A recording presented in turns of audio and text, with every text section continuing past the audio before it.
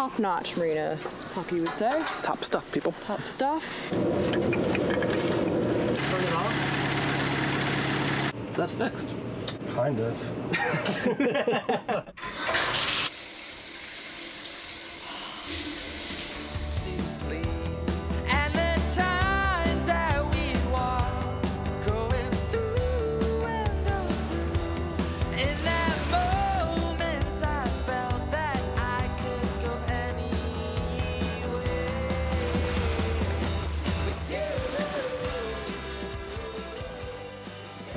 We're getting ready to leave for what may be our last stop in Costa Rica. We are heading up to Playa Coco.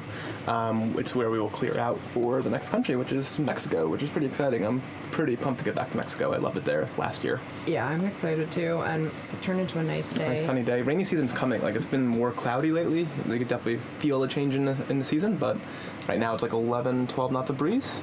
Looking at the instruments, so might be able to put a spinnaker up. Yeah, we're gonna hoping it'd be nice. We haven't really got to sail all that much in Costa Rica. It's been very light and variable, I think, because of all the mountain ranges that kind of block the trade winds. So, yeah, we'll see. Fingers crossed.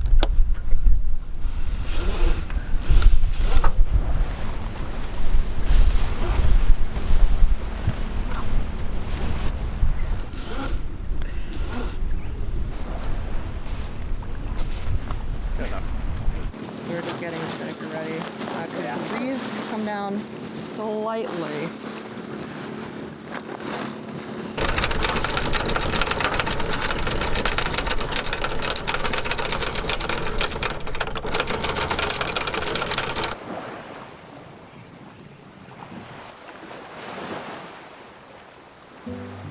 So the story since leaving beautiful Baja Drake has basically been that Costa Rica has not so many fantastic anchorages on the west coast. And yeah, we've had a lot of rolling going on. But some occasional good ones. The one that we were at just recently where we explored that prison, that was a good one. But yeah, there's been some rolling ones in between.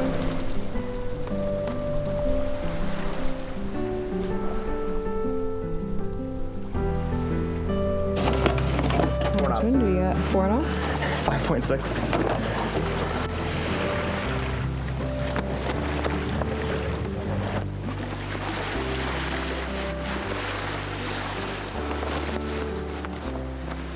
We've been working our way up the coast of Costa Rica, moving northward. We left Isla Cedro, along with the awful red tide, and hopped up the coast, with only a few points of interest to note. One being the beautiful brown booby, who hitched a ride with us for a day sail, and the other being this strange, unidentified floating thing we spotted in the water one day. Your guess is as good as mine. We've never seen anything quite like it.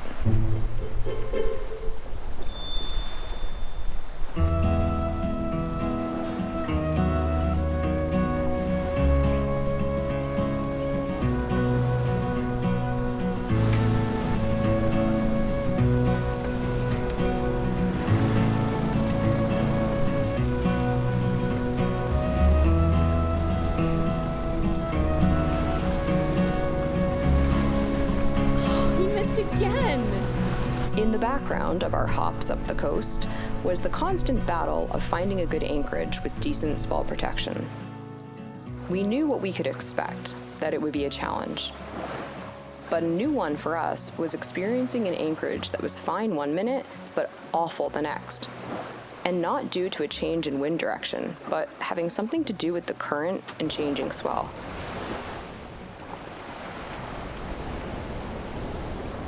We could go to sleep in a reasonable swell, but wake up to an untenable situation, as we did this unfortunate morning.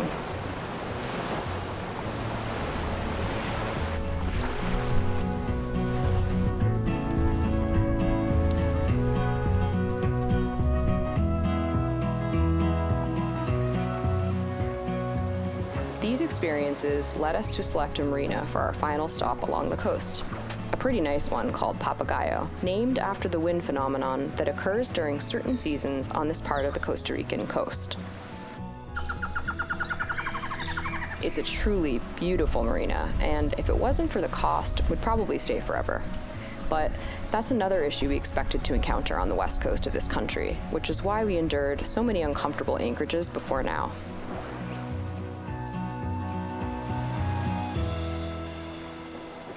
Besides a break from the waves, we're also here because we'll need to clear out of Costa Rica before we head to sea for Mexico. It is hot out here today. Yeah, but it's so nice being in the marina.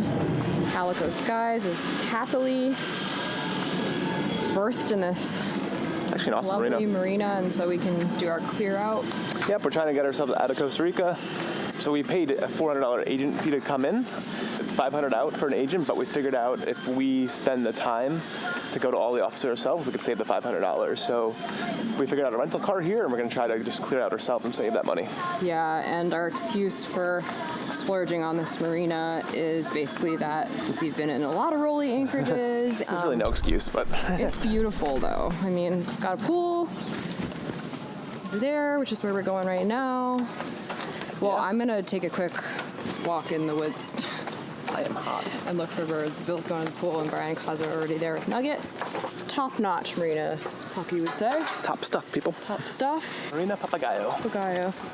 And it's named after the Papaguyo winds, which kind of generally gust here, but there haven't...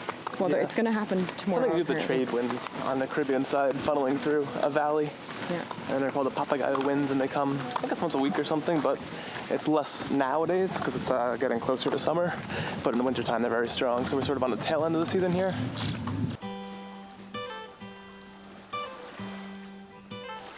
This is just such a beautiful marina. I've been really enjoying starting my day just taking a little walk around. The property is so pretty that you don't really have to go far. There's birds everywhere and tons of lizards. What do you call those things? Iguanas. Yeah. So I'm just taking advantage of this easy access to land. It's so rare that I can just jump off the boat, walk around. So taking advantage of every minute and also trying to enjoy every second of Costa Rica before we have to leave.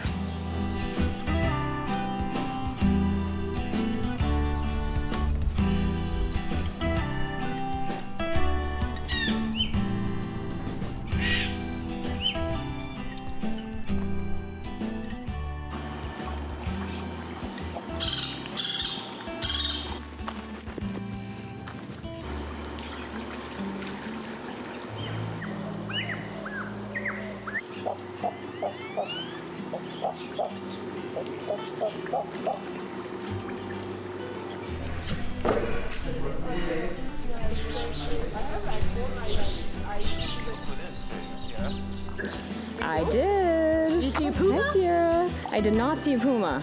Not this time. See a snake?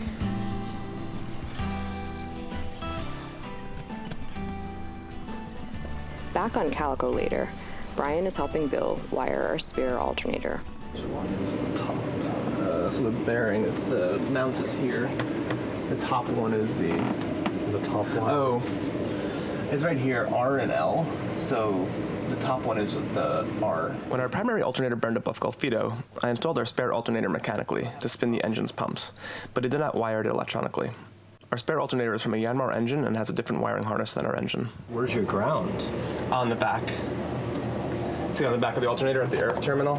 Over here. Okay, so there's those two things up there. And then, so that one, if that's like that, then that's the battery.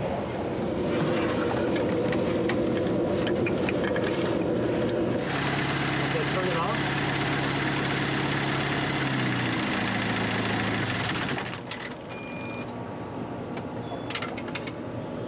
I think we've got a better ground now.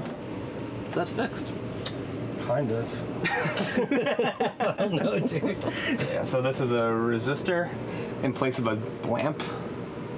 because we don't have a potash lamp for charging. The replacement alternator requires a load from the alternator indicator lamp on the engine display panel to initiate charging. Our engine doesn't have this light, so we wired a resistor in its place to trick the alternator into charging. It's not pretty, but at least I'll put some amps in while we're motoring.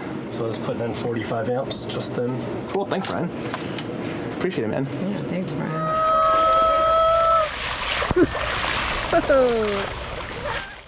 Over the next few days, we passed the time playing in the pool together and enjoying the marina and all it has to offer, which includes one of my favorites, a long, hot shower.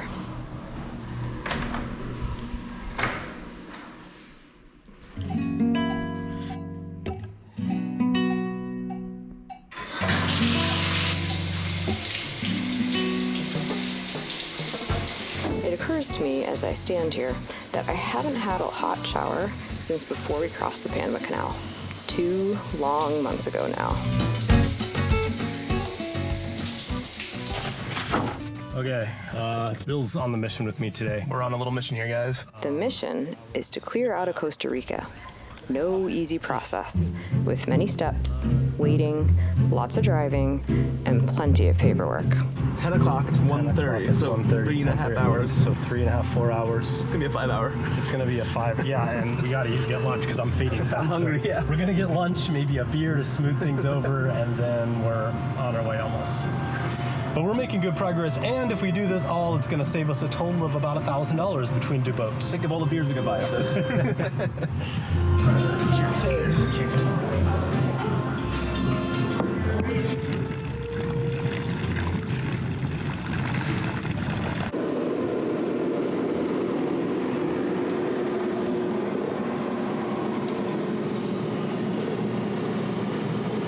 How's that AC treating you there, dear? Pretty good. Chilling. Look at you, used to it. It's going away. You'll anchor soon again.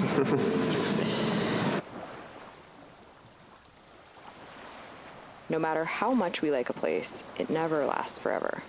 And the time to say goodbye to Costa Rica is here before we know it. We don't make the rules, that's just how it is. And even though we're excited for the next adventure, it never gets easier to say goodbye to a special place.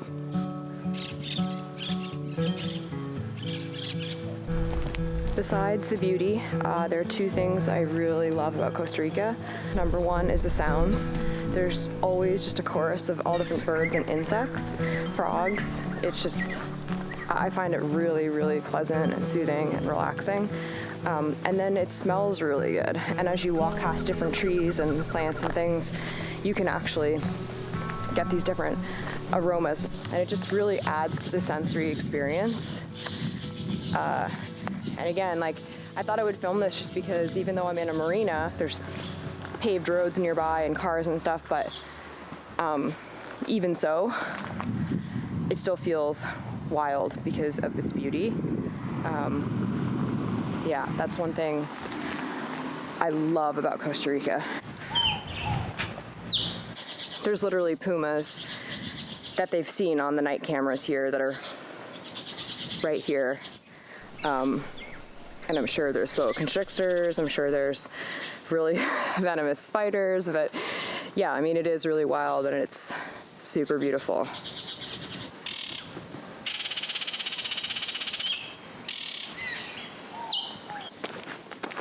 don't know if you guys recognize this one, but this is the famous sloth tree, Wapua, I believe it's called. And since leaving Boca del Toro, we have not seen a single sloth in the wild. And we hear it's because of the big cats. They wipe out all the sloths, which you could kind of, it makes sense, right? Because they're pretty slow. And the big cats can climb trees pretty easily. So yeah, it's been wild not to see any. I'm so glad we saw so many in Panama before coming here. I could focus my attention on other animals.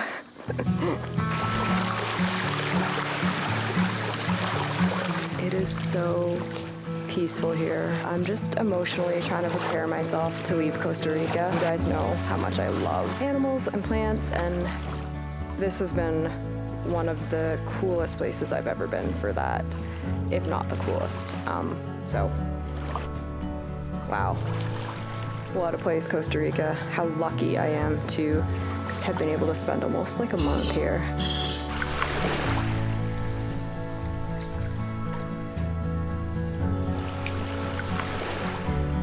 Bye, we'll see you in the next spot. Yeah, we'll see you next few. Bye, Knox. Bye, Kiara.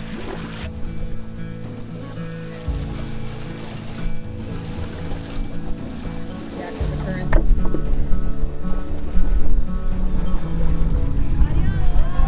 Bye! See you guys in a few. Passage! Bye, guys. We'll miss you.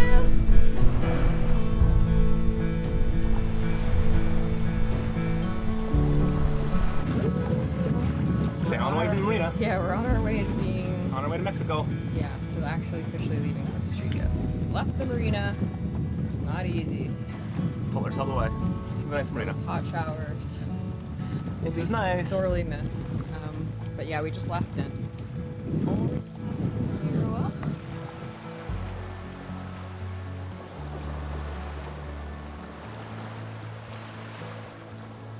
Papaguyo, maybe? Right where we're leaving the marina. I'm already hot though. I feel really happy with this. How fast are we going? 4-7. 4-7? Yeah, very pleasant. We're supposed to be saving fuel because this is all the fuel we have to get to Mexico. And it could be, the forecasts don't agree at all. We'll show you guys a little later, the weather forecast, but they're all over the place. So we might have the motor like 450 miles. We'll see, I hope not, but we're trying to keep all the diesel we can on board. Yeah. So we have to be careful with our fuel supply. Strategy.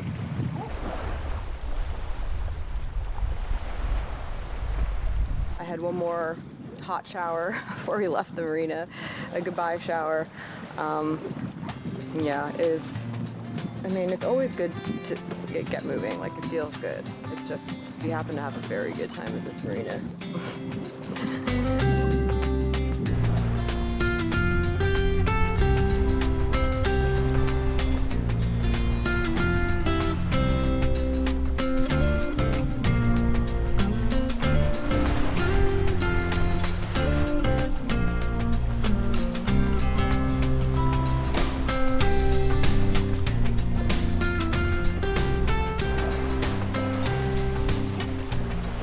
Pretty pumped to be sailing right now. It's kind of far and few between here, Costa Rica coast, but beautiful sail right now, about 70 apparent with the code 0 up. Yeah, it's a glorious day, beautiful sun out. It's gotten a little less tropical since we've gone further north, a little more settled the weather, so that's kind of nice too. The sun's out, a little bit of breeze, gorgeous. This makes sailing fun again.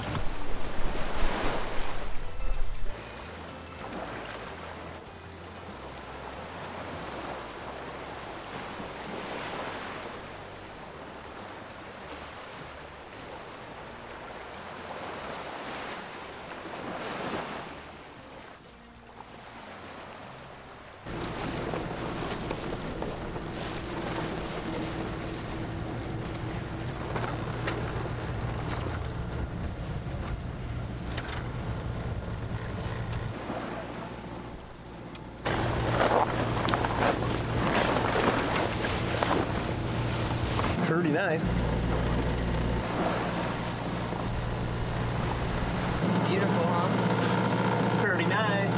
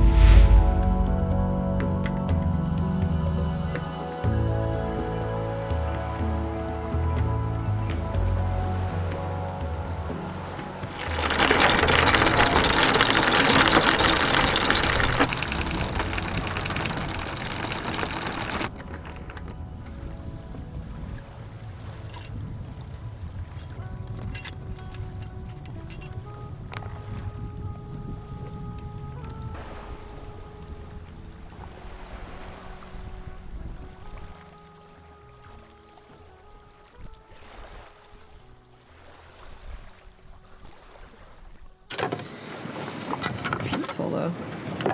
Yeah, it's pleasant here. We just had the air conditioning on.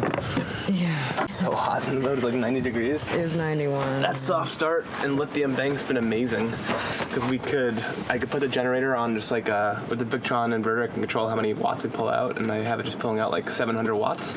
So it's like very, very quiet, uses very little gas, and so the battery bank feeds energy to the inverter when the compressor is on, and then when the compressor shuts off, the generator feeds the battery bank. So it's like minus 40 amps plus 50 amps, but lithium batteries, it doesn't matter. So kind of holds a steady charge, and we got like air conditioning for a pretty long time on like very minimal fuel. I kind of felt like when we came in, there was just like no way I could function. I mean, I could just, read a book and do nothing, but I wanted to do some editing, and it was just too hot. So I was saying to Bill, like, I'm so grateful we have this AC, because, I mean, I honestly don't think I could have physically done any editing. We got in. And now that the wind has come in, we can turn it off, and we've cooled the cabin. Like, the cabin went down to 76. It went from 91 to 76. Yeah, I think quickly. Also, like, the boat was totally closed up, and the engine was on. The engine was on. So it just generates a lot of heat. We motored for a bit today, and so I think it's just like to remove all that hot air, like, we don't mind if it's like 85, 86. It's just like when it's 90 and humid. Yeah. We kind of have to keep moving with the editing, because we're going to be at sea on this 5-day passage soon to Mexico, and we don't know what the conditions will be like. They're probably going to be pretty calm. I mean, where's this random wind coming from right now? Yeah, this random wind, like, it could be these Papaguyo winds. I don't know if we've talked about them on film, but this region is known for these Papaguyo winds, they're called. But this time of year, they're supposed to be pretty much done blowing. And what they are basically just strong gusts of wind that come from, like, the other side of the... Yeah, I think they funnel between, like, it comes from the Caribbean trades, and I think it just funnels through a valley, because there's a lot of mountains, as you can see. I think what we're getting here is actually, like, thermal winds, so I think this is, as the sun is going down, the temperature differential between the water and the land. I think also, like, it's a little bit like catabonic, I don't know how to say it, but I think coming down the mountainsides here, I think it's accelerating. Yeah, so, because these Papaguyo winds shouldn't really be here this time of year. Like, that's one of the reasons why we're doing the passage to Mexico now.